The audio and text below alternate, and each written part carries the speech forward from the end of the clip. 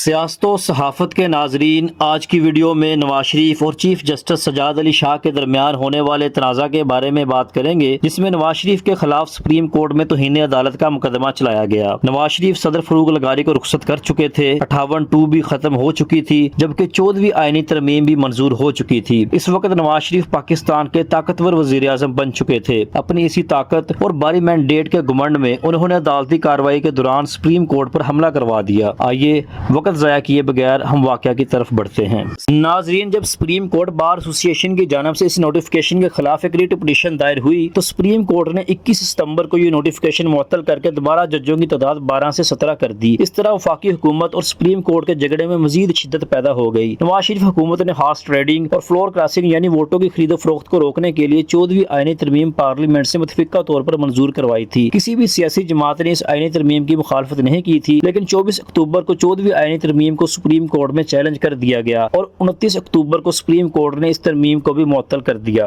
اسی شام پارلیمنٹ میں گرما گرم بحث ہوئی کہ کیا عدلیہ پارلیمنٹ کے قانون بنانے کے اختیار کو جب چاہے ایک عارضی حکم کے ذریعے ختم کر سکتی ہے۔ نواز شریف قومی اسمبلی کے اجلاس میں شرکت کے بعد پارلیمنٹ سے باہر آئے تو صحافیوں نے سپریم کورٹ میں ججوں کی تعیناتی اور 14ویں آئینی ترمیم کی معطلی کے بارے میں سوال کیا۔ یاد رہے کہ اس سے پہلے چیف جسٹس سجاد علی شاہ اور وزیر اعظم نواز شریف کے درمیان سپریم کورٹ میں ججوں کی تعیناتی اور 14ویں آئینی ترمیم کے بارے میں تنازع شدت اختیار کر چکا تھا۔